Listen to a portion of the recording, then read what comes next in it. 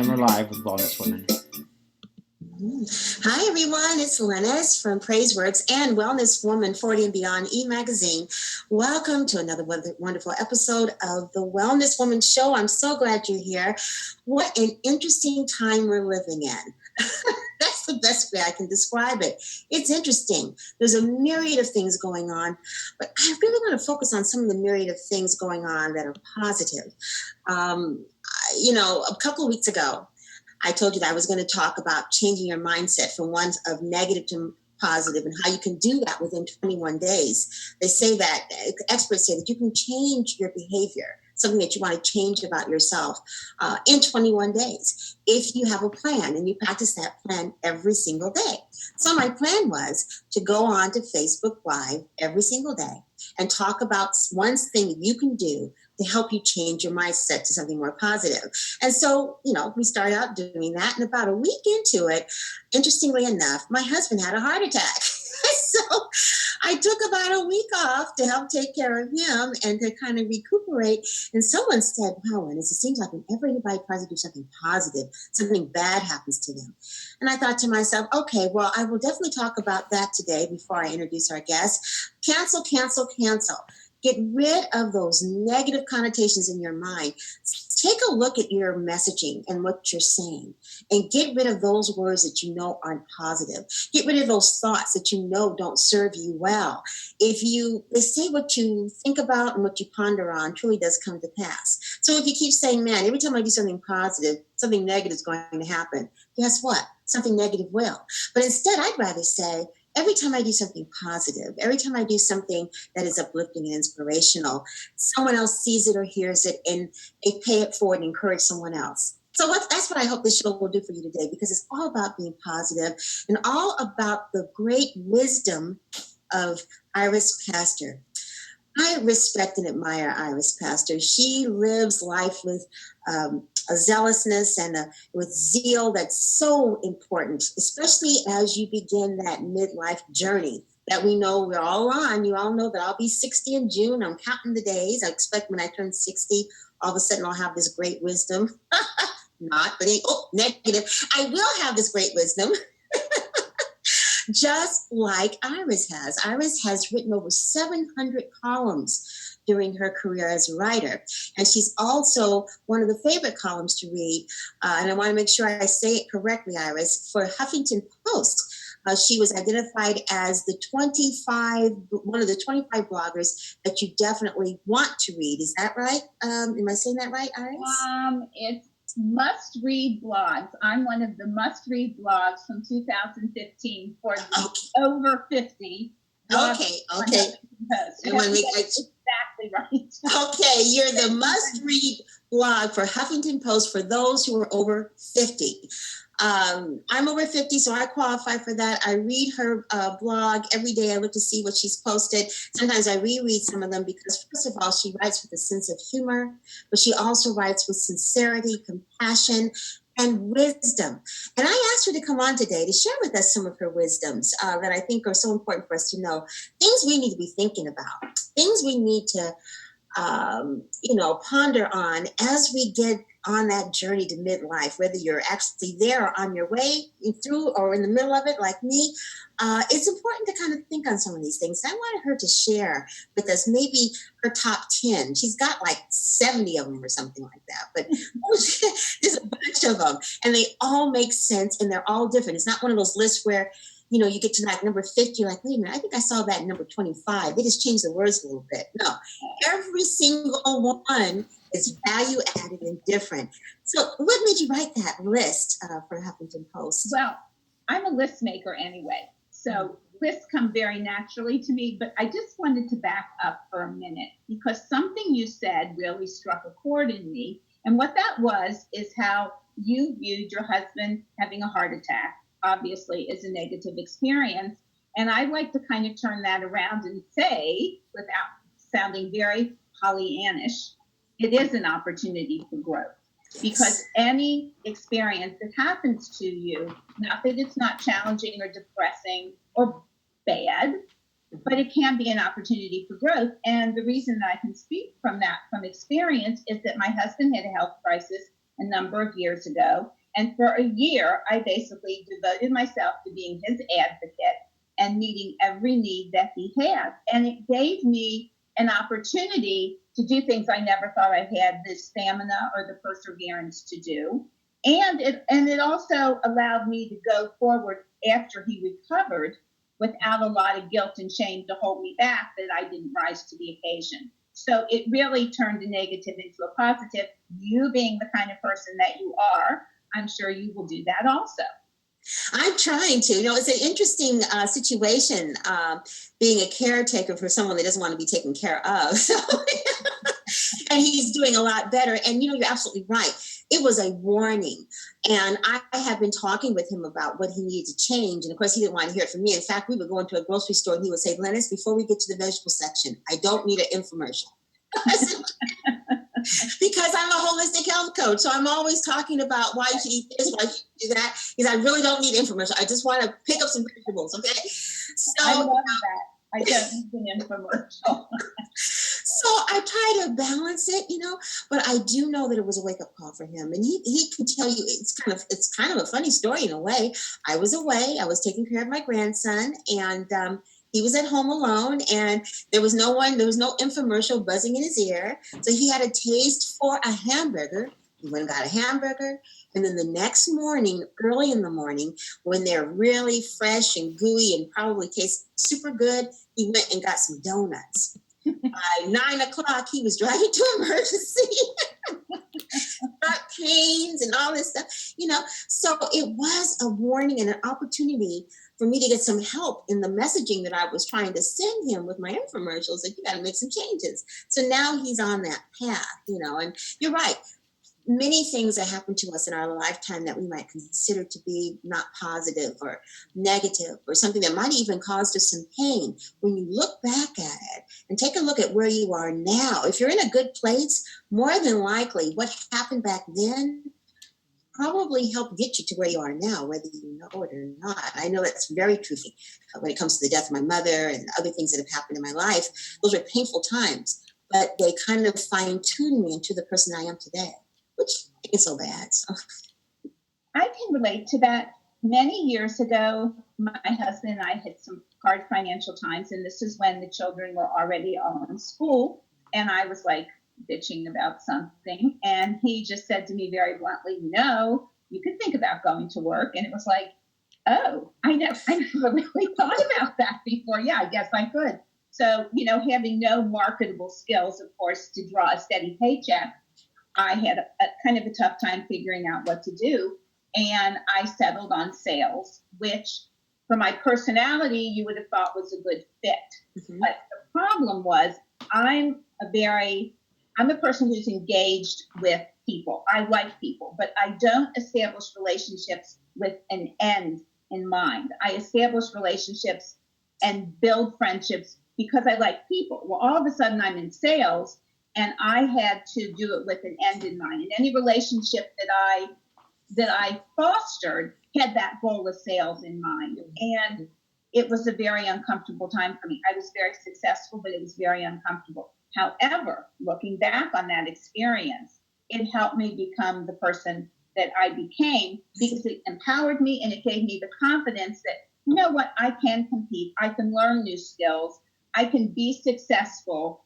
And it was such a negative experience, but it had a very positive effect. Absolutely.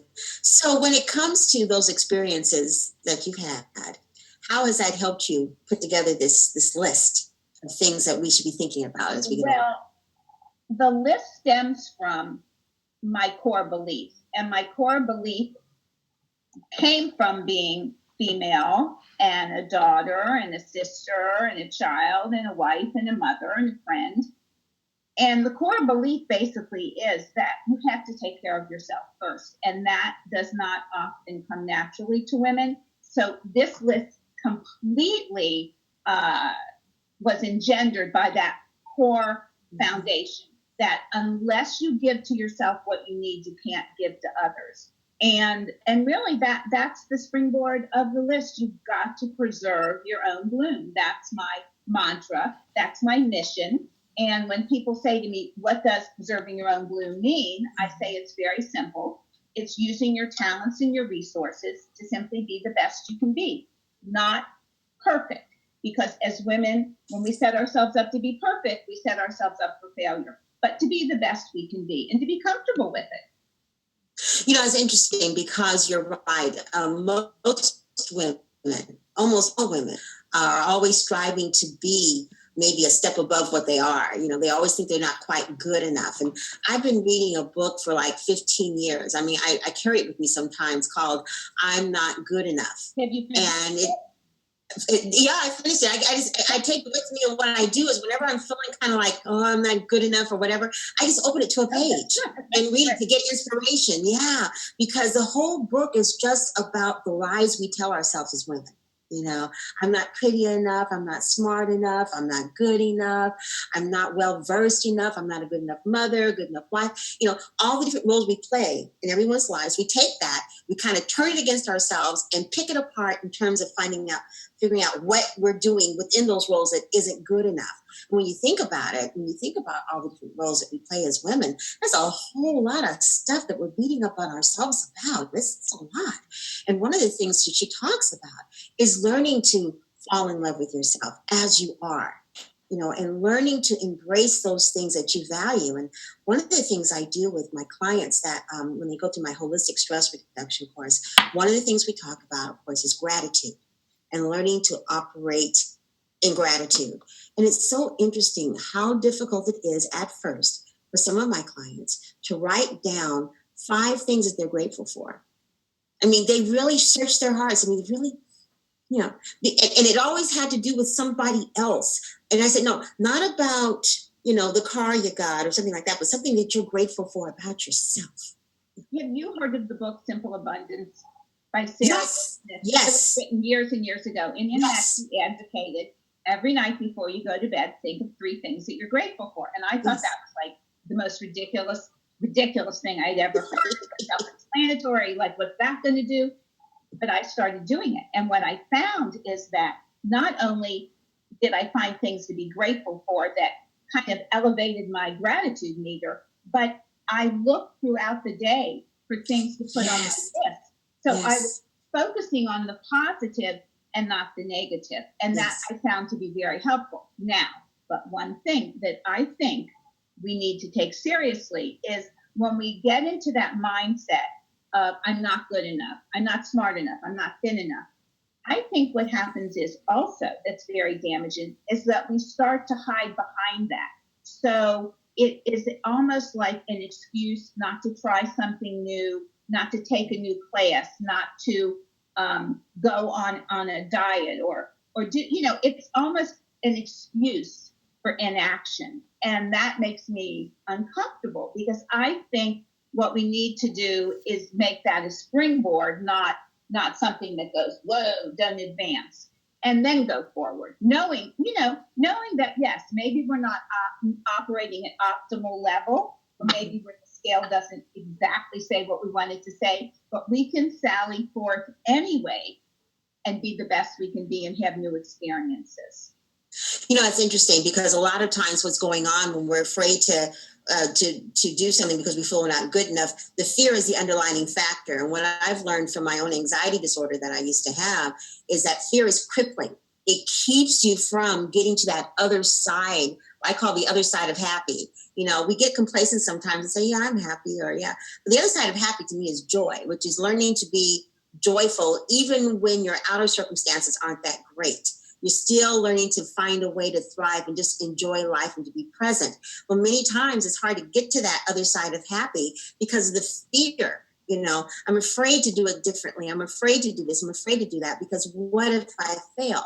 What if I'm not good enough? What if I don't meet expectations? All these different questions that we ask ourselves. And I have to reality test with myself every day about, the validity of that.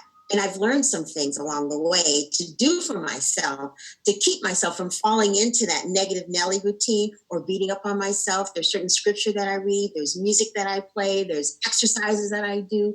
There's smells that I like to smell, all kinds of things, which all have to do with my self-care to keep me, above the fray. I approached it a little differently. Mhm. I approached it more pragmatically.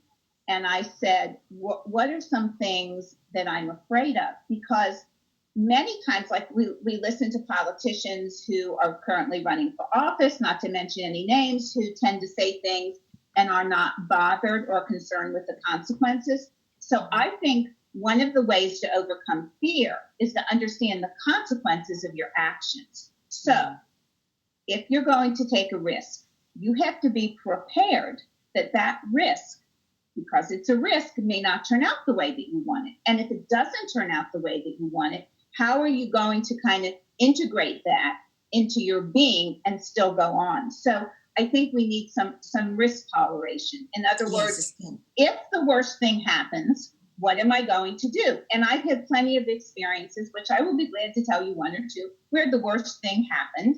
And you just learn to go on and you get stronger. But going into it with this Pollyannish viewpoint that, oh, I'm going to take a risk and it's going to turn out great. Well, it may not. And you may get rejected and you may get humiliated and you may get a lot of bad feedback that you don't necessarily want to hear that, is very critical. So I think when you decide to take a risk, you have to know that it may not turn out okay. And you have to be able to deal with that. And I can give you many instances. And that's really that kind of advice that comes from the wisdom of having lived it and gone through it. And it's so interesting because I know I have some 30-somethings that listen to this show. So 30-somethings, I'm not anti-30-something. I'm just saying that at 30, 35, 36, whatever, you really think that you've lived a long time. And I guess relatively you've lived a while, and you have a tendency to think, okay, you know all there is to know. It wasn't until I got into my 40s that I realized how much I didn't know and how much I still had yet to learn. It's amazing the different stages that you go through, but just know that all those stages that you go through lend itself well to be able to pull from when it comes to sharing wisdom. You also, I think the other thing that happens is when you have something that turns out badly or does not turn out as well as you would like it to, that's where you really draw your wisdom from. That's where you learn how to go forward in a positive manner. And I'll give you a really quick example. Are we still on? Oh, I'm still here. We just lost video for a minute, but I'm still here. I can hear you. Okay. So I'll give you an example. I went to when I put out a book with my mother in 1996, we were traveling around to different bookstores because in those days, that's what you did. And, people would come and listen to you speak, and then they would buy your book and you would sign it. And everything went beautifully when we did this. We were well known in our area and people always flocked to come. Well, we did a meeting and an appearance about 150 miles from the city that we were living in.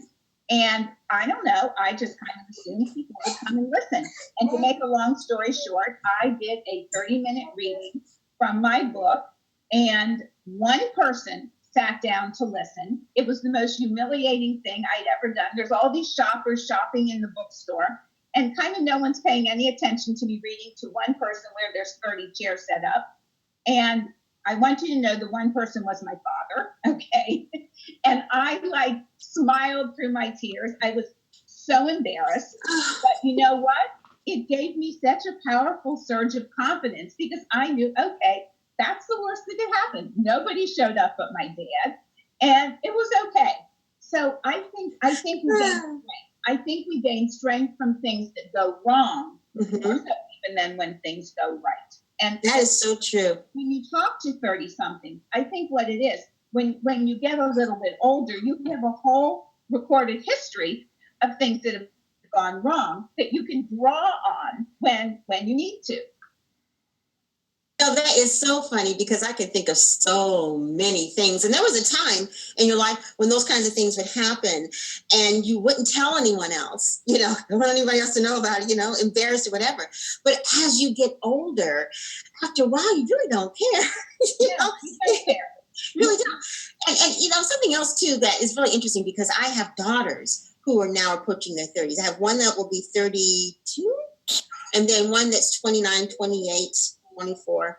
And I tell them all the time, I say, I know it's really hard for you get this right now, because they're going through a lot of first, first home, first marriage, first car, first, promotion, whatever, all this stuff. But some of the firsts that aren't so pleasant, when you first go through it, it feels like it's never going to end. You won't make it and everything else. Well, by the time you get my age, almost 60, you realize that you've gone through just about everything or something similar to it. And that whatever you're feeling or whatever the situation is, that this too shall pass. You will survive it. Obviously you did, because you're still alive going through something else that ain't so great. So you will survive it. And you'll look back and you'll glean from it, hopefully, whatever it is you're supposed to learn. And you take that with you to help propel you into the future of whatever it is you're supposed to go to next. But the good news is that if you are experiencing the pain and other stuff that you go through, that means you survived the other stuff, and you'll survive this too. I agree with you. And I'll tell you something else. I think we're very fortunate in this day and age because of webinars and podcasts and all the information available on the internet. And, you can order anything you want on Amazon. There are so many wonderful role models. And I know one of the things that I do periodically is I go for walks and I'll listen to podcasts. And Elizabeth Gilbert has an amazing podcast. She's an author. She wrote, Eat something, pray, whatever. And Eat, pray, love. Eat, pray, love. And she has a podcast called Magic Lessons.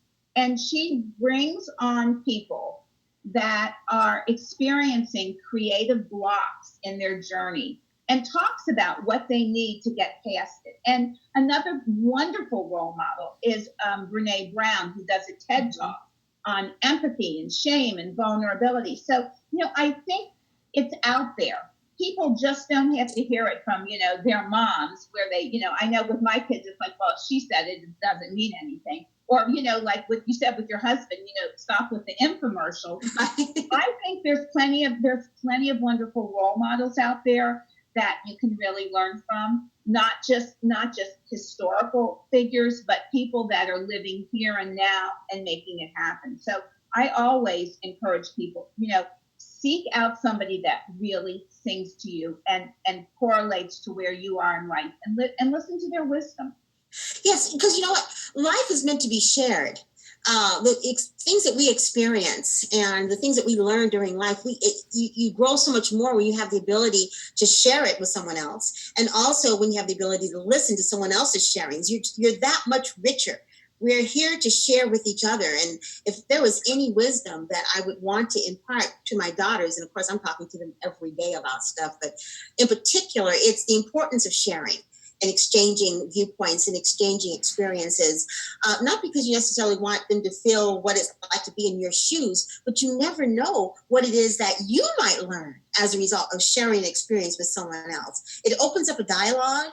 I enjoy listening to Soul Sundays on Oprah's channel. She has all kinds of different people on there. Some of the premier, thought provokers of our time share tidbits of their philosophies and wisdoms in terms of what they've experienced in their own life, and it gives you a small window into their thought processes and why they are the way they are. But it also opens up other windows or cracks a door in some cases. What Oprah calls aha moments. It gives you aha moments of things that maybe you've been pondering or thinking about, but just haven't been able to connect the dots. And to me, life is all about connecting the dots and looking for the signs. I think another thing is that people assume that there is no sacrifice or there's no hardship to achievement and to fulfilling your dreams. And I think one of the things that we have to be realistic is if we have a dream and we want to do something, especially as women, especially if we're mothers and we're wives, we're caretakers, not a lot of people we're not talking today too much about being a caretaker to like an aging parent or something, but all women have pressures like this. We're the nurturers. And so where do you nurture and where does it bleed into what you want to do? And there are a lot of writers and painters and creators out there and a lot of books on it where they talk about how you find balance and what you need to sacrifice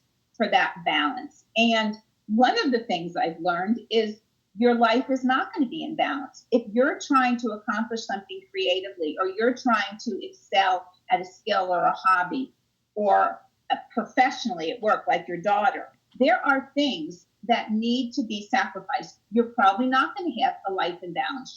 Your lingerie drawers are probably not going to be neat and tidy. You're probably going to run out of things on the grocery shelf because you forgot to get it. So you have to be able to tolerate the messiness of things in order to go forward. If you're always prioritizing and putting dusting and vacuuming first, you're not going to really get anywhere. And no one really tells you that. But I think that's a major truth for women. That's very true. And I think one of the things that's so great about your wisdom is that you don't get Pollyanna about it. You are pragmatic about it, because there are some parts of life that just aren't going to be pleasant. That's the reality of it. And to go about life thinking that everything's going to work out the way you want it to eventually is not always the case. The other thing, though, about imparting wisdom is realizing that you're talking to people from all kinds of different backgrounds, all kinds of different life experiences, all kinds of attitudes about what living life is all about.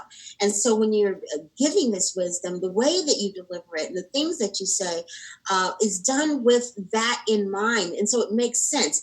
Everything that you wrote on your list, I could relate to. And I think that's probably true for anyone who reads the list. I mean, just about I'm going to say everything on there. I was like, yeah, that's true. That's true. That's true.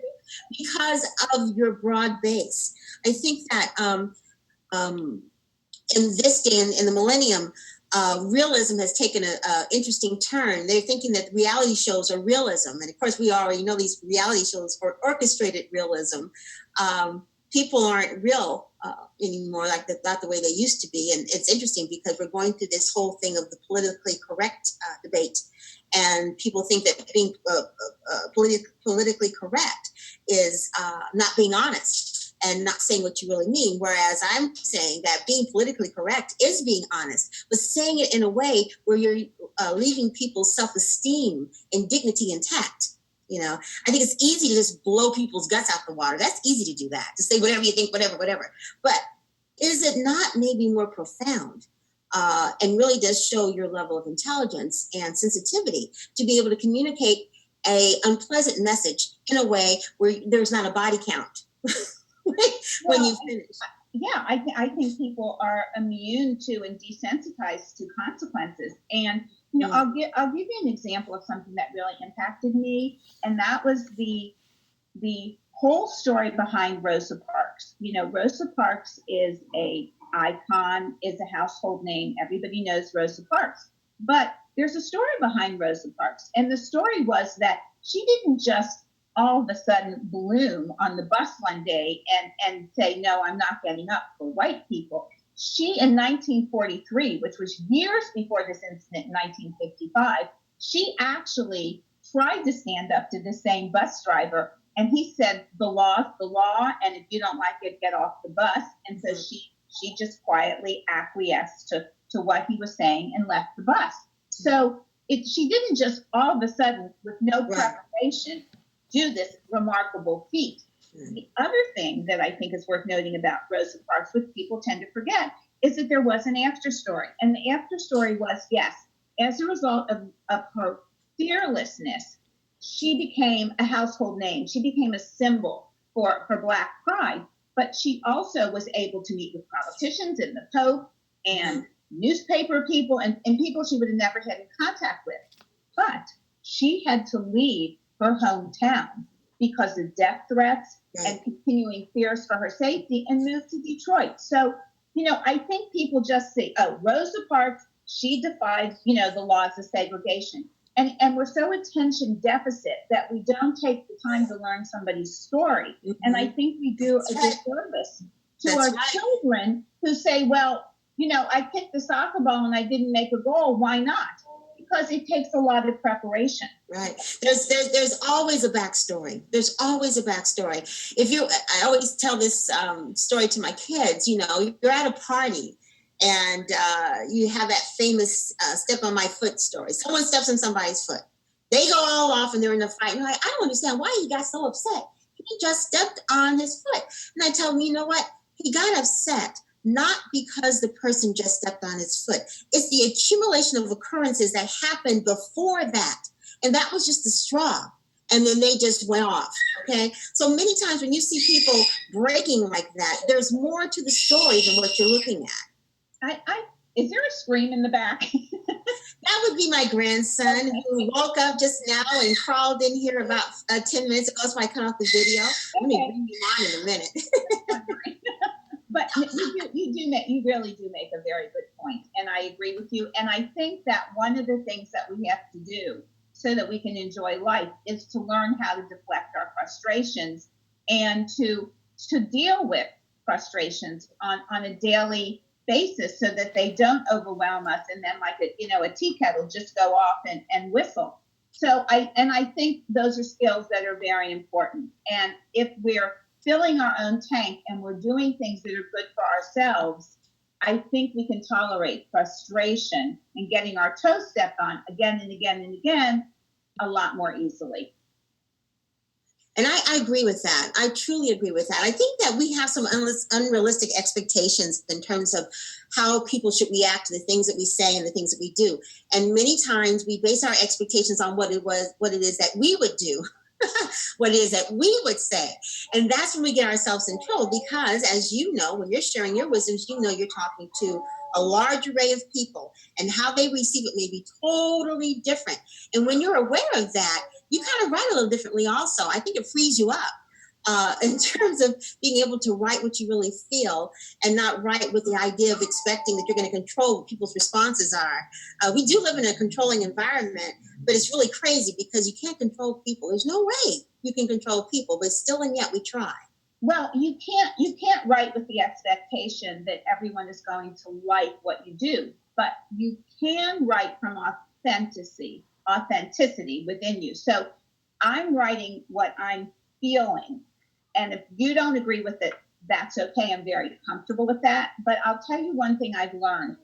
When I give speeches and I'll have a survey at the end saying, please comment. I welcome your criticism and I welcome your affirmations. Okay. Truthfully, I welcome the criticism more, but I don't get it because we as women are kind of hesitant to express what may not be thought as wholly positive. Mm-hmm. And what will happen is I'll get the criticism, but I'll get it later, but I welcome it. And my point is you learn more from the critical analysis of something that you've done rather than all of the innate praise that half the time people are giving just because they feel compelled to do it and because it's politically correct. But if somebody really takes the time to think about what in this presentation could be improved, they're giving you a gift beyond measure. And it's helped me time and time again but I've had to pull it out of people. It's like, okay, please, I'm glad you enjoyed it. I'm so happy you related to it. Is there one thing I can do to improve it? And it gives them an invitation and an opportunity to give me some feedback that isn't entirely positive that I really want to learn from. But I think a lot of times you have to pull it out of them and say, give me your true and honest experience of this and tell me how I can do it better. And here's something else around that piece, because I think that's important too. As you get older, you learn to want to have the feedback, and that it's okay to have the feedback. But the other thing is that the worst that could happen is that you won't like it. That's the other thing, is not to be afraid of what the feedback's going to be. You may not like it, and then you get to decide. Do I receive it or not? It does not have to be what defines you. It is not the end all or be all of the sum total of who you are. It's someone's opinion that may or may not add value to whatever it is the end result is that you're trying to achieve. I have a question. Okay. Yes. Have you ever received a criticism and you go, whoa, that is so obnoxious. Okay. Yes. And then you think about it for a couple of days, and every day the sting gets less and less, and you realize that, there is some credible tidbits of validity there, information in this feedback, or what you said is true. You have the power to just reject it if you don't think it's applicable. But my experience has been I learn more from the criticism than the praise. You know, it's interesting. You have to be able to, and I tell you the other thing, I love when I do a Huffington Post blog and I get all these negative comments.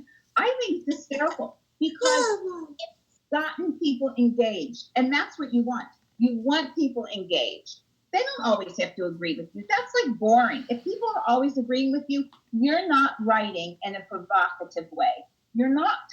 So that's the way I take it. I'm not so sure I would have taken it at age 30 like that, but I'm almost 70. So I'm very comfortable with that. And because I've raised boys, and boys don't really have a filter. And it's like, I've learned to, like, you got to be tough. You got to be tough.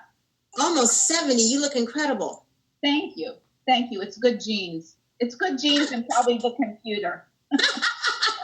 I know, the permanent airbrush of the millennium. kind of like backs it off. I'll tell you one other thing, though, that we really haven't covered, which I think is so important. And I think that's the power of humor.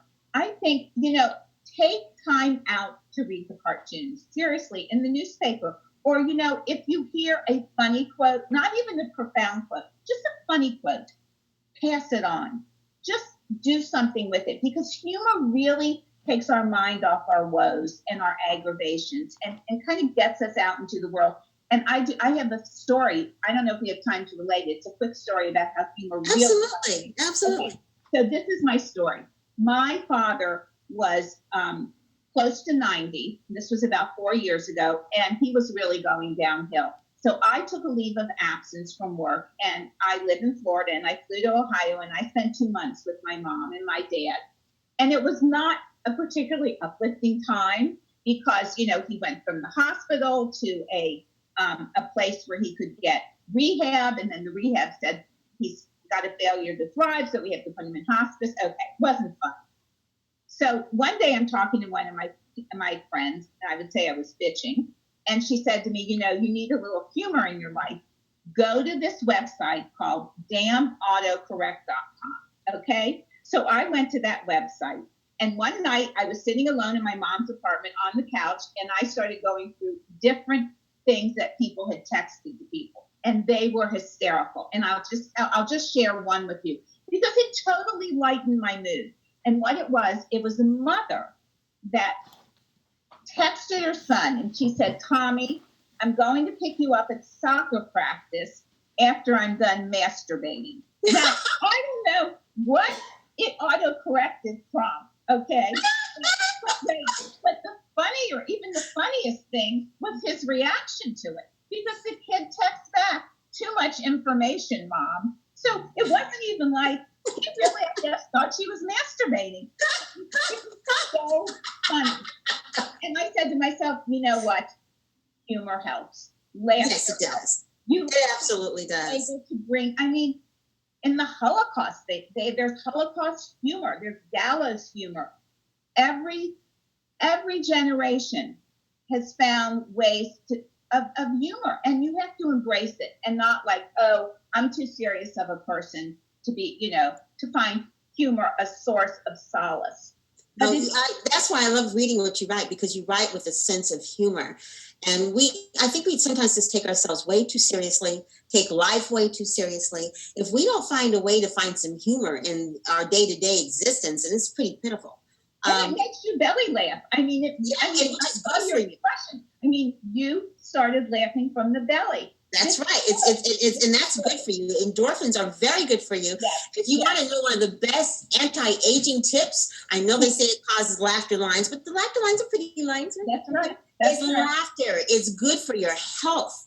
It's good for your wellness. It's good for your emotional stability. Yes. I try to watch, I kid you not, a funny movie of some kind at least once a day, or I'll have it on while I'm working through the day or whatever. I may not be watching the whole thing, but I'll hear a line or whatever and I'll laugh. Right now, this week, I'm helping my other daughter, who just started a new job, and she hasn't got the childcare all together. So I have my adorable grandson with me. Hence the grandson. This is funny. Normally, my grandson is up by 6 a.m., okay? And today, I looked in there, 8 o'clock, not up. 8:30, not up. And I said, oh my gosh, my broadcast at 9. I said, I hope he stays asleep till then.